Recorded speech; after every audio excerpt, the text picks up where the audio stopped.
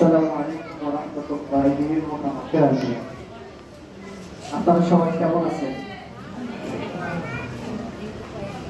আলহামদুলিল্লাহি নাহমাদুহু ওয়া নাস্তাঈনুহু ওয়া নাস্তাগফিরুহু ওয়া নু'মিনু বিহি ওয়া তাওয়াক্কালু আলাইহি ওয়া নাশহাদু আন লা ইলাহা ইল্লাল্লাহ ওয়া আশহাদু আন্না মুহাম্মাদান আবদুহু ওয়া রাসূলুহু। সমস্ত প্রশংসা সেই মহান আল্লাহ সুবহানাহু ওয়া তাআলার, যে মহান আল্লাহ রাব্বুল আলামিন ওয়া তাআলা সুন্দর মনোরম পরিবেশে কিছু নসিহত আলোচনা করার সুযোগ করে দিয়েছেন। সেই মহান আল্লাহ সুবহানাহু ওয়া তাআলার প্রতি শুকরিয়া জ্ঞাপন করি, সকলে বলি আলহামদুলিল্লাহ। অতঃপর দরুদ সালাম বর্ষিত হোক প্রিয় নবী মুহাম্মদ সাল্লাল্লাহু আলাইহি ওয়াসাল্লাম। আজকে এই অনুষ্ঠানটি খুবই গুরুত্বপূর্ণ একটি অনুষ্ঠান। বক্তৃতা শব্দটি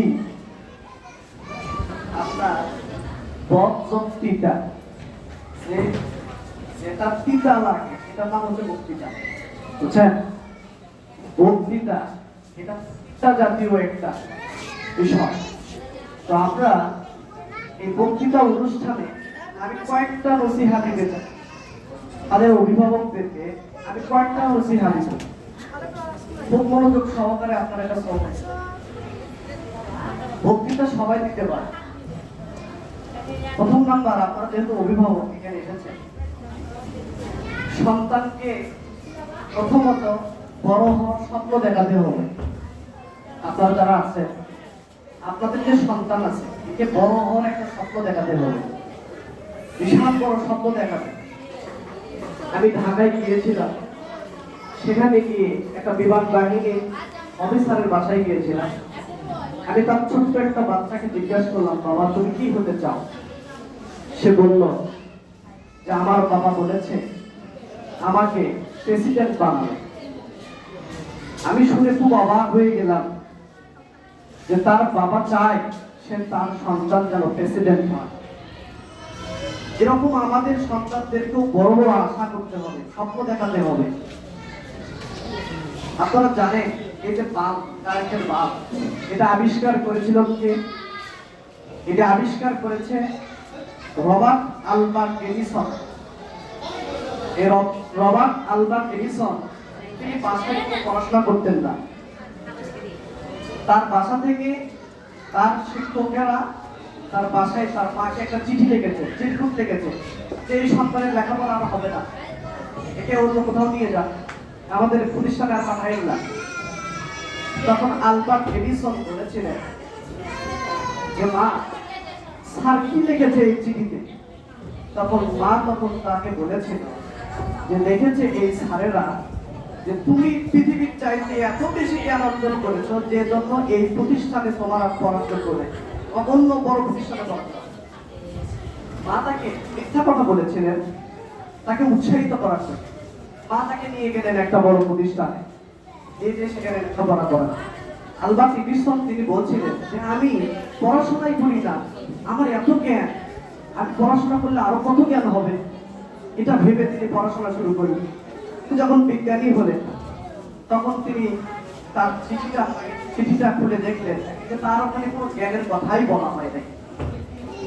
তার মানে আমি আপনাকে বোঝাতে চাচ্ছি একজন বিজ্ঞানী হয়েছিল কিভাবে। তার মানে আমাদের সন্তানেরা পড়া পায় না এটা বলা যাবে না। বাবা তোমার জ্ঞান আছে, তোমার এলিম আছে, তোমার যোগ্যতা আছে, তোমাকে ভালো বুঝি করতে হবে, এভাবে আমাদেরকে বোঝাতে হবে। দুই নাম্বার, সেটা হচ্ছে আদর্শ ইসলামিক শিক্ষায় গড়ে তুলতে হবে। বাচ্চাদেরকে আপনি আদর্শ ইসলামিক শিক্ষায় যদি গড়ে তোলেন, তাহলে দেখবেন এই বাচ্চাটা মা বাবাকে বৃদ্ধাশ্রমে রাখবে না। তারা মা বাবাকে বৃদ্ধাশ্রমে রাখবে না। আমার মা আমাকে বলতেন যে বাবা তুমি যেটাই হও না কেন, সামনে আদর্শ নামটা লিখে দিবা। তুমি যদি ছাত্র হও, ছাত্রর সামনে আদর্শ লিখে দিবা, আদর্শ ছাত্র। যদি চাকরি করো, চাকরিজীবী হও, তাহলে আদর্শ চাকরিজীবী হবা। তুমি যদি হুজুর হও, তাহলে আদর্শ লিখে দিবে, আদর্শ হুজুর হবে। তারপরে যে কোনো কাজের ক্ষেত্রে আদর্শ শব্দ যেন তোমার থাকে। আপনিও আপনার সন্তানকে আপনি বলবেন বাবা তুমি যেটাই হও তোমার সামনে যেন আদর্শ হও। আদর্শ যদি আপনার কোনো সন্তানের সামনে যদি আদর্শ স্বপ্ন থাকে, ও মানবতায় যেতে পারবে না, অন্য কোনো পন্থায় যেতে পারবে না। সুতরাং আমরা আমাদের সন্তানকে আদর্শ তার শিক্ষা দেবো ইনশাআল্লাহ।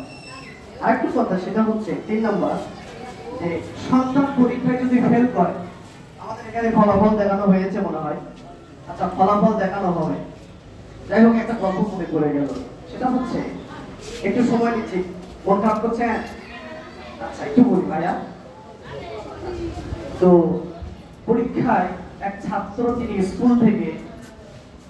স্কুলের এক ছাত্র, তিনি বাড়ি থেকে যাচ্ছেন, তার একটা ব্যাগে বা বস্তায় তিনি বাড়িতে যত লাঠি ছিল সবগুলো তুলেছেন, যতগুলো স্যান্ডেল ছিল সব তুলেছেন, যতগুলো ঝাড়ু ছিল সব তুলেছেন, তুলে নিয়ে দৌড়াচ্ছেন। তাকে জিজ্ঞাসা করা হলো, কেন তুমি দৌড়াচ্ছ, কোথায় যাচ্ছ? তো বলছে, আমার বন্ধুর বাসায় রাখতে যাচ্ছি। কেন? তো বলছে, আগামীকাল আমার ফলাফল দেবে, যদি আমি ফেল করি এগুলো সব আমার পিঠে পড়বে। তার মানে তার ভেতরে ভয়। প্রিয় ভাইয়েরা, দেখেন, আপনি লক্ষ্য করে দেখেন, তার সন্তান এখনকার এমন একটা পরিবেশ এসেছে, যদি এই ক্লাসও পায় তাও মারে খায়, তাও গালি খায়। কেন ভালো রেজাল্ট, ভালো পয়েন্ট পাই না? কেন তুমি গোল্ডেন পাই না? কিন্তু তো কোনো কথাই নেই। আমার এক ছাত্রী, সে ক্লাস টেস্ট, জিজ্ঞাসা করলাম, তো বলছে, স্যার মা খুব বকাবকি করেছে, কারণ আমি আজ দুর্ভাগ্য কলেজে চান্স পাই কিছু পয়েন্টের সঙ্গে। তার মানে ওই মাদের মধ্যে আদর্শ তো নাই।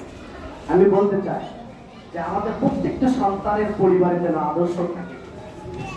ভালো এ প্লাস পাওয়া বড় বিষয় নয়, তবে আদর্শ হওয়াটা বড় বিষয়। জন্য আমাদেরকে আদর্শ হতে হবে।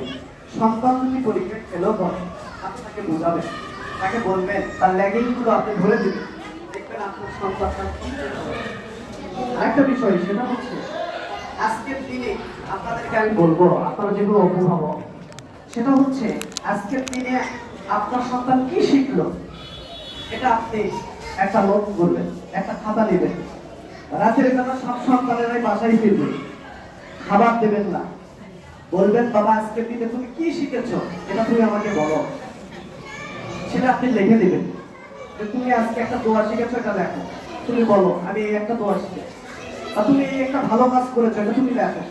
দেখবেন ওই সন্তানটা মাস শেষে দেখা যাবে বইয়ে ৩৫টা ভালো কাজ বা ভালো বিষয় সে শিখতে। আমরা দেখবেন, আমরা অভিভাবক, আমরা কখনো বাচ্চাদেরকে বলি না যে বাবা তুমি কি শিখেছো আজকে, আজকে যে প্রতিষ্ঠানে গিয়েছিলে, মাদ্রাসায় গিয়েছিলে, তালিমুল ইসলাম মাদ্রাসা, এলে মর্তনের মাদ্রাসা, সেখানে যে তুমি গিয়েছিলে, কি অর্থ নিয়ে এসেছো আজকে তুমি? আমরা কি কেউ জিজ্ঞাসা করেছি? আপনারা জিজ্ঞাসা করবেন, দেখবেন আপনাদের সন্তান কোনো অনেক ভালো। আরেকটা বিষয়, সেটা হচ্ছে এখানে বৃত্তির জন্য কিছু পড়াশোনা করা হয়। বৃত্তির জন্য আমরা চেষ্টা করছি আলহামদুলিল্লাহ, যে আমাদের ভালোভাবে বৃত্তির ছাত্ররা যেন ভালোভাবে বৃত্তি পায়, সেভাবে চেষ্টা করি। তো এটা আমাদেরকে বুঝতে হবে, সেটা হচ্ছে বৃত্তি পাওয়াটা বড় বিষয় না, তবে সে যে অভিজ্ঞতা অর্জন করবে, সে যে পড়াশোনা করবে, এই পড়াশোনার পর্যায়ে যাবে, একবার পেলে যে একবারই পাবে এটা কিন্তু বিষয় না। এটা একটা অর্জন, পরীক্ষায় গেল, তারপর থেকে জড়তা কেটে গেল, এটা একটা বিষয়, এটা আমরা একটা লক্ষ্য করবো। আরেকটা বিষয়, সেটা হচ্ছে আমাদের বাচ্চাদেরকে আমরা নামাজ মুখী করবো। দেখবেন আপনারা অনেকেই নামাজ পড়েন, আবার অনেকেই পড়েন, আপনাদের দেখে দেখি ছাত্ররা পড়ে। আপনাদের বলছে যে আমার বাবাই পড়ে না, আমার মাই পড়ে না, আমি কিভাবে করবো? এই জন্য আপনাদেরকে নামাজ পড়তে হবে, বাচ্চাদেরকেও নামাজ পড়ার জন্য তাকিদ করতে হবে। আপনি কি জানেন মেধা কেন বাড়ে? একটা বাচ্চার মেধা বাড়বে কিভাবে? সেটা হচ্ছে আল্লাহ তাআলা বলেছেন, ওয়াসজুদু ওয়াক্তারি, বান্দা তুমি যখন সিজদা দাও, তখন তুমি একেবারে আমার কাছাকাছি চলে আসো, তার একেবারে নিকটবর্তী হওয়া যায়। এই কাজটা আমরা, বিজ্ঞান আজকে প্রমাণ করেছে যে আমাদের এই ব্রেনে 10,000 কোষ আছে, 10,000 কোষ আছে আমাদের ব্রেনে। তো আমরা যখন আমাদের এই রক্তগুলো, ব্লাডগুলো সচরাচর ব্রেনে যায় না, ব্রেনে সচরাচর রক্ত প্রবাহিত হয় না উপরের দিকে। যখন আমরা সিজদা করি, এই সিজদা দেওয়ার কারণে ব্লাডগুলো 10,000 কোষে সম্পূর্ণভাবে ভালোভাবে প্রবেশ করে, ফলে এই ব্রেনে যত বেশি অক্সিজেন যত বেশি ব্লাড পাবে তত বেশি অক্সিজেন তৈরি হবে, আর যত বেশি অক্সিজেন তৈরি হবে তত বেশি ক্রিটিক্যাল থিঙ্কিং জ্ঞানের অধিকারী ওই বাচ্চাটা তত বেশি হবে। তার মানে আপনি লক্ষ্য করে দেখেন, আপনার বাচ্চা যদি সেজদা বেশি বেশি করে, নামাজ যদি বেশি বেশি করে, তাহলে তার মাথায় অক্সিজেন তৈরি হবে, ব্লাডের মাধ্যমে অক্সিজেন তৈরি হবে, তত বেশি জ্ঞানের অধিকারী হবে। তা আমরা কি চাই না আমাদের বাচ্চাগুলো একটু ভালো মেধাবী হোক? আমরা চাই। আমরা এই জন্য তো প্রতিষ্ঠানে দিয়েছি যে এখানে একটু মাদ্রাসায় পড়াশোনা করবে, নামাজ পড়বে, রোজা করবে, এগুলো বিষয়গুলো শেখানোর জন্য দিয়েছি। পাশাপাশি বাংলা, ইংরেজি, আরবি এগুলো শিখবে। তা আমরা চাইবো যে আপনারা যেন সকলে বাচ্চাদেরকে একটু নজর দেই, তারা যেন সালাত করার চেষ্টা করে, ইনশাআল্লাহ। এরপরে আরেকটা কথা বলতে চাচ্ছি, সেটা হচ্ছে আমাদের ক্লাসের শিক্ষকরা বিভিন্ন প্রতিষ্ঠানে কাজ করে যে বিভিন্ন প্রতিষ্ঠানে কাজ করার মাধ্যমে একটু অভিজ্ঞতা হয়েছে, সেটা হচ্ছে যে ক্লাসের শিক্ষকদের আমরা ফোন নাম্বার নেই না। আমরা অভিভাবক, আপনাদের যে শ্রেণী শিক্ষক আছে, যে ক্লাসে পড়ে, সে শিক্ষকের সাথে আপনাদের যোগাযোগ থাকতে হবে যে স্যার আমি আজকে যাইতে পারলাম না, আমার ছাত্র কেমন পড়াশোনা করছে, একটু খোঁজখবর নেবে। তখন ওই স্যারের একটু আগ্রহ থাকবে ওই বাচ্চার জন্য। আমরা চেষ্টা করবো এই কাজটা করার। আরেকটা কাজ, সেটা হচ্ছে বাচ্চাদেরকে মোবাইল, টেলিভিশন, ট্যাব, কম্পিউটার এগুলো থেকে দূরে রাখার চেষ্টা করবো। এগুলো পাওয়ার কারণে বাচ্চারা পড়াশোনা করতে চায় না। এখন মা নিজেই মোবাইল চালায়, বাবাও নিজেই মোবাইল চালায়, কিন্তু বাচ্চাকে বলে পড়ো পড়ো পড়ো, বলেন দিকেও পড়বে, জীবনও পড়বে। এজন্য আপনাকেও সতর্ক হতে হবে বাচ্চার ক্ষেত্রে, তাহলে দেখবেন আদর্শ একজন বাচ্চা তৈরি করতে পারবেন। কথা আপনার সাথে আমরা চেষ্টা করবো ইনশাআল্লাহ এগুলো কাজ থেকে একটু দূরে থাকার জন্য। আরেকটা কাজ, সেটা হচ্ছে এই যে আমাদের কিছুক্ষণ আগে যে আমাদের এক বড় ভাই বলে গেলেন হাতের লেখা কথা। হাতের লেখা এটা যদি ভালো না হয় ওই ছাত্র পড়ার প্রতি মনোযোগ থাকে। এজন্যই আগে লেখো তারপরে পড়ো, লেখা পড়া, আগে কিন্তু পড়া আর লেখা নেই, দেখছেন? আগে আছে লেখো তারপরে হচ্ছে পড়ো। এজন্য লেখা পড়া আপনি প্রত্যেকদিন বাচ্চাকে একটু সময় দিবেন, বাবা তুমি আজকে কি লেখা কমপ্লিট করেছো আমার একটু দেখাও। আপনি কিছুই বলবেন না, আপনি বাচ্চাকে খালি বলবেন আমাকে একটু লেখা দেখাও। আপনি খালি চেক করবেন, দেখবেন ওই বাচ্চাটা লেখা সুন্দর হবে। যে আমার বাবা মায়ের কাছে একটু জবাবদিহি দিতে হয়, বাবার কাছে জবাবদিহি দিতে হয়। এজন্য একটু এটা একটু সতর্ক হবে, দেখবেন আপনার বাচ্চা ইমপ্রুভ হবে। আরেকটা বিষয়, সেটা হচ্ছে এটা বলে শেষ করবো, সেটা হচ্ছে সন্তানের মেধা বৃদ্ধি করার জন্য কিছু নিয়ম। যেমন পড়াশোনাকে আপনাকে মনে করে দিতে হবে রব্বিজের ইলমা পাও, রব্বিজের ইলমা, রব্বিশরাহ লি সাদরি ওয়া ইয়াসসির লি আমরি ওয়াহলুল উকদাতাম মিন লিসানি ইয়াফকাহু কওলি, এই দোয়াটি পড়ো। এটা বাচ্চার দায়িত্ব। আর আপনার দায়িত্ব হচ্ছে, যেমন আমার মা আমাকে ছোটবেলা থেকেই আমি দেখেছি তিনি আমার মাথায় হাত দিয়ে দোয়া করতেন। তিনি বলছেন আল্লাহুম্মা ফাক্কিহু ফিদ্দীন ওয়া আল্লিমহু তা'বীরাতিস সুবুর, নাম ধরে ধরে দোয়া করতেন।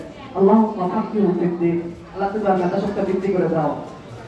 এই যে বাচ্চাটা নাম ধরে বলতেন আব্দুস সবুর, আব্দুর রাকিব, আমাদের অনেকগুলো ভাই এদেরকে সবার নাম ধরে ধরে দোয়া করতেন। আলহামদুলিল্লাহ আমরা সবাই ভালো পজিশনে আছি।